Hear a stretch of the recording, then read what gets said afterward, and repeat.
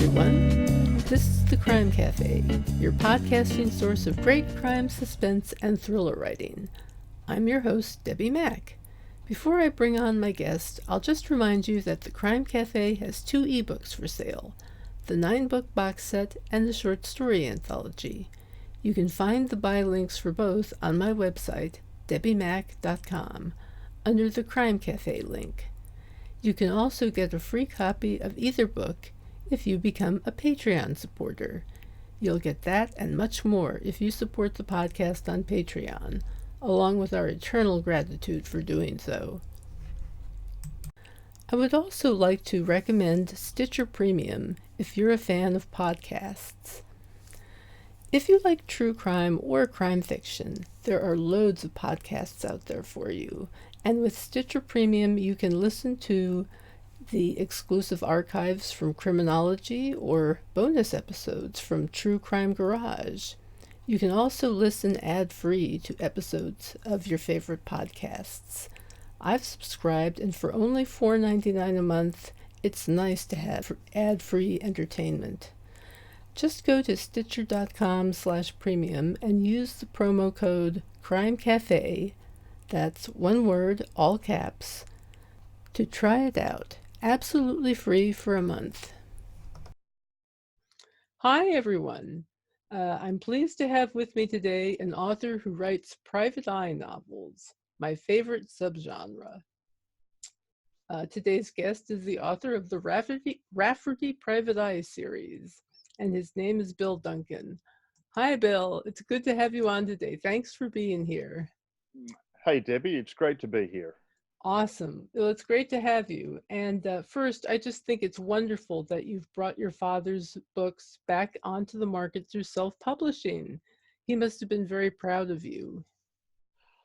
He was. It was a fantastic exercise to do, and it was the sort of thing that finally gave him the ability to hear from the fans that he didn't get to hear from back during his trade pub days.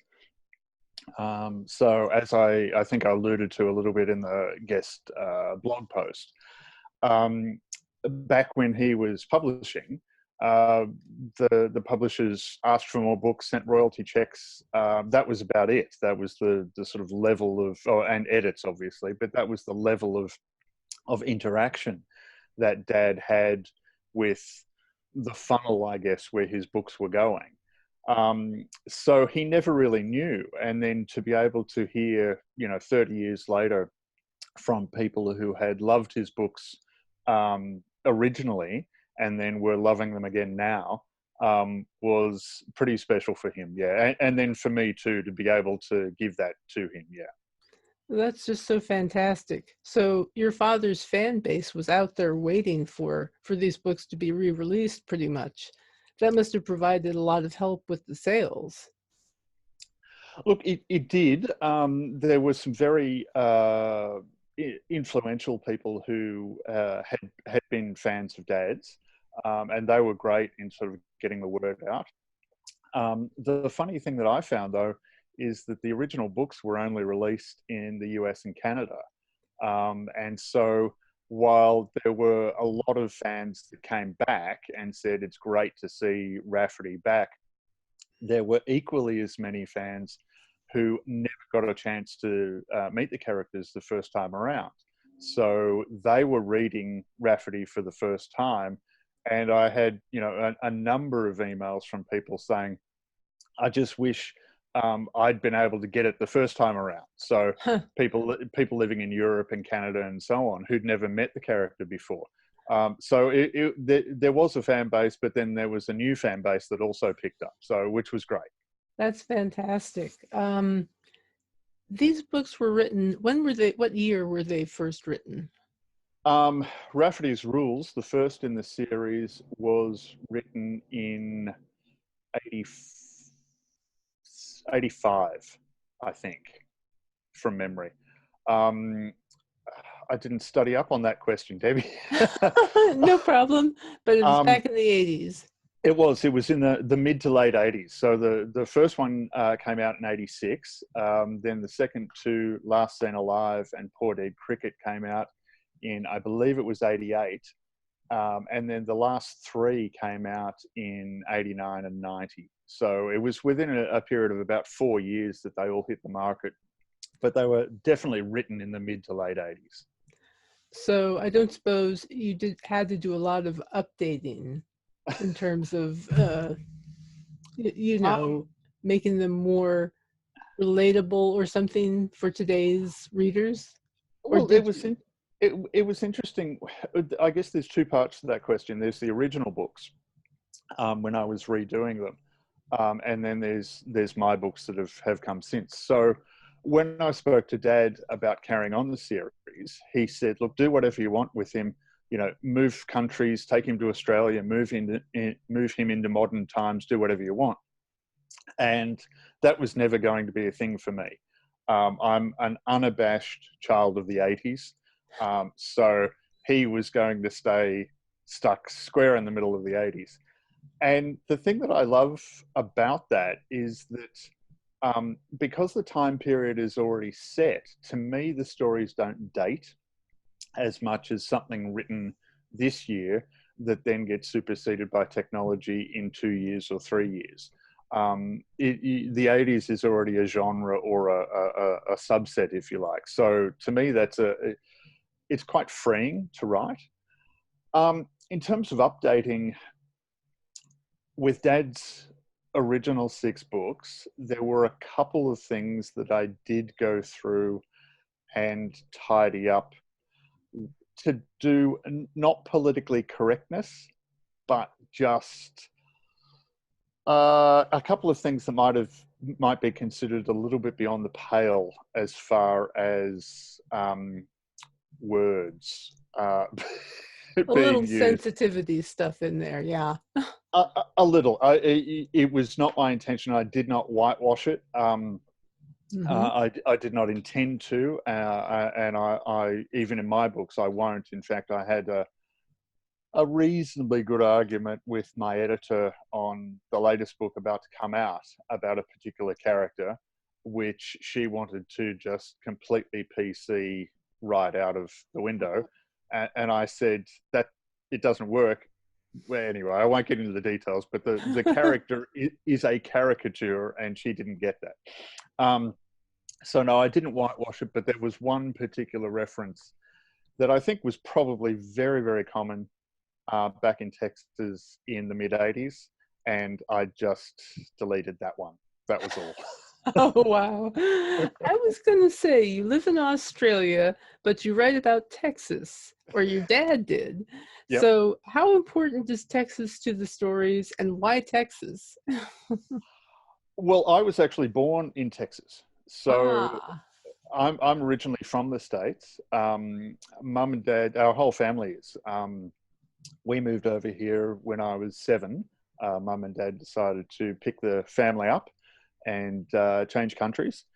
But prior to that, we'd been living in Texas. And so I was born about an hour north of Dallas. And prior to Mum and Dad moving there, they had actually lived in Dallas. Dad was a radio newsman at the time when Kennedy was shot, actually. So he was right in the thick of it all during a big upheaval time, I guess, in Dallas. Because of the work he was doing too, he got to know the city incredibly well. He actually uses the phrase, when he first got to the news station, they gave him a car and he could go anywhere he wanted. And he said, I was like a kid with a donut. It was just party time. I could do anything I wanted. I could talk to anyone I wanted. And he had some great stories oh my about gosh. those days. I'll bet. I'll bet that was something. Let's So see. Dallas was a really big thing for him. It was a formative city, I think, for him. He and Mum were just married. They were in their late 20s. So it was a big time for them to be there as well. So I think when he turned his hand to writing, although we were already in Australia, I think Dallas just came out. It was the thing he knew so well, and it fit the character. And not only did he know the city well, but those incidents that he covered while he was in the news, that had to Correct. have an impact. Oh, absolutely. Absolutely. Wow, that's something. Um, does Rafferty change at all from book to book? Does he have kind of story arc over the course of the series? Um, he does, and one of the things that I've been interested to find out while I've been writing him is that he's much more nuanced than I gave him credit for when I was reading Dad's stories, pardon me, as a teenager. He does have a story arc, and I now know more of where that arc is bending towards. How long it takes him to get there, I don't know. That'll be an interesting one to see. But look, it's a really interesting question. Dad aged him in accordance with the books. I have slowed that right down to give me some opportunities to continue the series on before And he keep gets it in to. the 80s.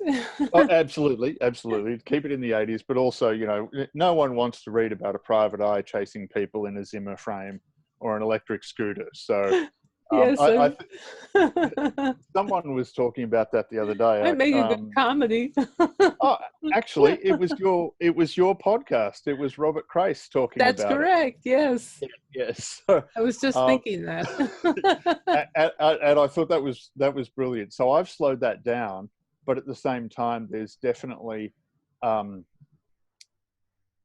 we're going to learn more about him. Whether he learns more about himself is the age-old question. Mm-hmm. Well, that's going to be very interesting, I think. I just started your first, and I'm enjoying it very much, by the way. Thank you. Is there a particular trait or quality that defines Rafferty? Honor would be the word. He has his own set of rules, as certainly as the title of the first book alludes to, and then as is apparent when reading the books. They may be quirky, and at least half the time he uses them to just as levity, to lighten the mood or to show how ridiculous a situation is or what have you. But he is a man of honor. He's a knight. He fights for those who can't fight for themselves, who are besieged by forces beyond them, and he will always do what is right. Right and Wrong, which happens to be the title of my next book coming out, can be grey questions, but he will always land on the side of right. So that's probably the thing that defines him more than anything. I always love that private eye, sort of private code of honor concept. Correct. One of my Absolutely. favorite kinds of, what do you call it? Themes, if you will. Yes. Even though if it's not necessarily upfront, it's not necessarily something that they wear outwardly as a shield or as a persona, but when it comes to the nut cutting, as Dad used to say, they will step up. Yeah, that kind of thing. That's always awesome. Let's see. So Rafferty's Rules, what is that story about? That story is about Rafferty gets hired by the parents of a girl he knew 15 years ago. Back in the day when he was a police officer, he saved a 10-year-old girl called Vivian Mollison from a restaurant holdup that went wrong. She was in peril. He saved her. And because of that, he actually got kicked off the force. 15 years later, he's a PI. Vivian's parents call him back to help her out. And what it is, the story is that she had been kidnapped and sold by a gang of outlaw bikers. She had been returned, but she's not in a very good way. The parents, Vivian's parents, George and I've completely forgotten her mother's name. I'm sorry. I'm trying to picture it in my head. Sorry, Marge. Now I've remembered. That's it. Yeah. Have very different opinions on how Rafferty should go about tracking down the outlaw bikers, and particularly what he should do once he finds them. That's really the setup. All sorts of mayhem rolls from there. Mayhem. Gotta love it. Exactly. And your 8th book is coming out March 9th, is that correct? Yes, I may have made a slight typo. It's March 9th or March 10th. It'll be one 10th. Of those two, correct. Okay, so early March. Correct. Look for that 8th book. And the 9th one later on this year. Look, fingers crossed. I did say that the 8th would be out last year. My editor had other ideas, which involved 3 complete rewrites from fresh. So that's taken a bit longer than I expected. But yeah, correct. Fingers crossed. The what's that? The 9th? Yeah, London Calling will be out late this year. Well, that's wonderful. Congratulations. Thank you. Do you have a plan as to how many books you'd like to write in the series? You know, I really don't. I have probably 12 to 15 current what ifs just jotted down as potential storyline or story starters, not really storylines. But I don't know. Whenever I sit down to write the next book, I kind of pour through all my pages of notes and try to feel the one that jumps out, the one that wants to be written. And so I really don't at this point. I know I've got a lot to be going on with. So there can be a few, but at some point it might be time to just either put it on ice or draw it to a close. So yeah, I really don't. I don't have it'll be 4 trilogies or anything like that. No Lucas-like prequels, postquels, sequels. Look, if Disney are listening and they want to throw the same sort of money at me that they did at George, I'd be more than happy to shoehorn it into a particular set. Okay, then. What authors do you find most inspiring? Look, Stephen King would be my number one. I've read him for a lot of years. I love what he does with characters. I just think he's incredible. I will read everything. He has written. I have not yet. I just haven't got through it all. But he's also been a huge inspiration for me. I imagine you've read his book On Writing. Oh yes, I've seen it. Yeah. Uh-huh. Yes. It is a book that almost saved my life. Back when I was starting to get writing, I was coming out of a very, very dark place in my life, and I was giving myself the chance to try to write. And I read that book, and he has a little exercise in there which he sets up a particular scene and then says, just write, don't think about it, just write. And I had tried to write many, many times before, and I was a classic sort of 2-pager and then stop, or a chapter and then stop. And I was in a place where I had nothing else left to lose. So I took his advice. I just sat down and I wrote. And within an hour, I had a short story that I don't know where it came from.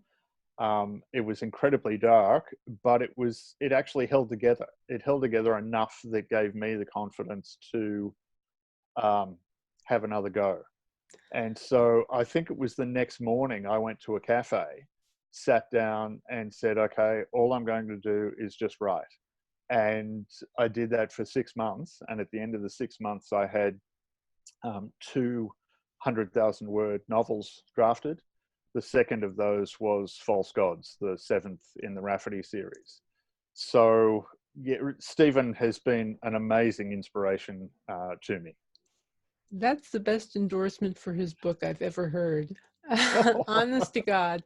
And I have to be honest with you. I know what it's like to be in a kind of a dark place. Yep, And sometimes you have to write your way through it. absolutely. It's almost if Absolutely. you have to kind of push through this invisible barrier, you know? And once you've I done do. that, it's like, okay, I'm going to be okay. Correct. It's And I wish I could wish I could remember who said it, but it's a famous quote of, I don't know what I think about a thing until I've written about it.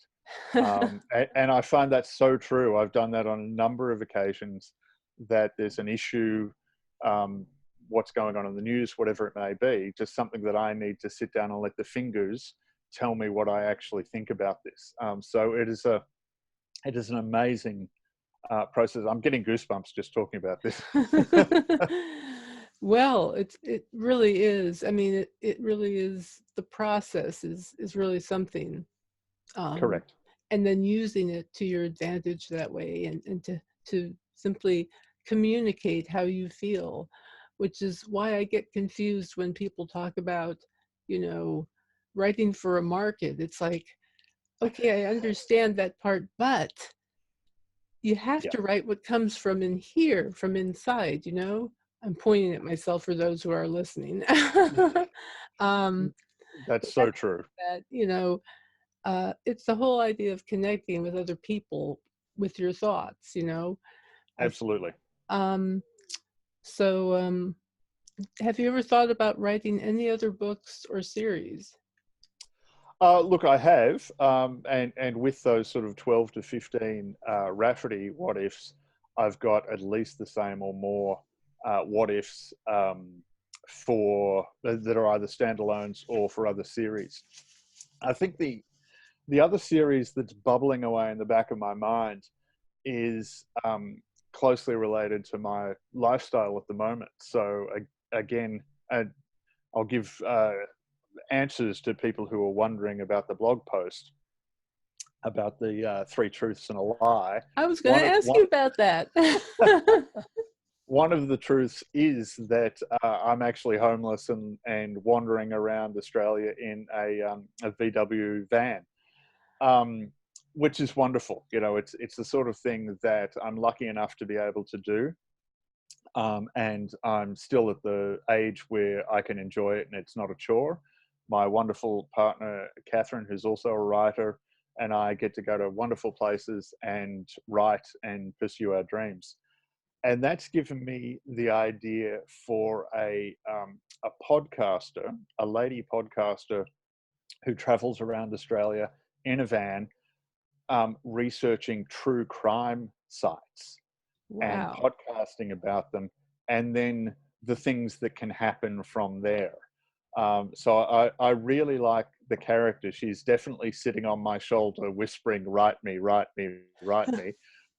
So it's just a matter of blocking out the time to do that. Well, that sounds absolutely fascinating to me. Let's see. I had something else I was going to ask you, and it's suddenly out of my mind. Oh yeah, I was going to say that I have a guess as to which one is the lie. Okay, Shall I go ahead and do that? yeah, please My do. guess was the second floor crash with the car. Nope, absolutely true. Oh my gosh! So which one is the lie? The lie is I'm not actually a member of Mensa.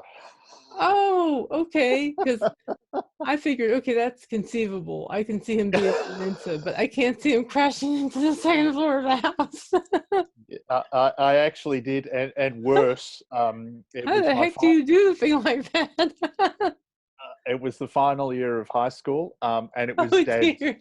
it was dad's car. Oh my.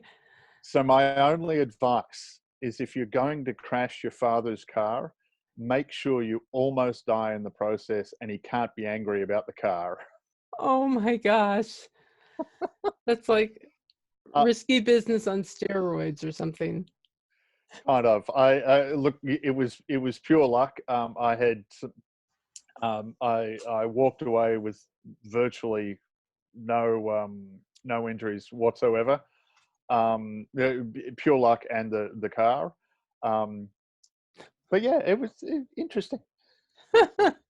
That's quite a word for it. Interesting, yes. It That's covers a wide range of things. exactly, yes, exactly. So is there anything else you'd like to add that I haven't asked you about before we finish? Um,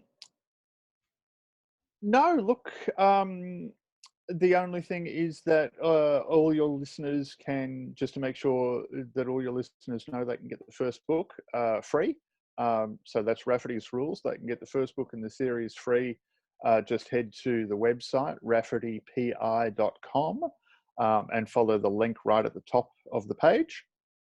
And people can connect with me on Twitter and Facebook. Twitter is Bill_Writes, and Facebook is Bill Duncan Writer, all one word. And it's been great to be here. Well, it's been great having you on. I really appreciate it. And thank you so much for being here. And with that, I will just add that you can sample the work of some of our guests from season 1 if you buy the Crime Cafe 9-book set and short story anthology. Each book has a variety of great crime and mystery stories, and you can find out more on my website, debbimack.com. You can also help keep us afloat by becoming a Patreon supporter. In fact, I'm sort of thinking about maybe doing a live reading on Patreon at some point. It's just something I'm thinking about, and I'll let you know if it happens. So anyway, if you enjoyed the podcast, please leave a star review. And if you want to add a line or two about why you liked it or whatever, go for it. Okay? Thanks. And with that, I'll just say our next guest here will be Michael Streed. So I'll see you in 2 weeks. And until then, happy reading.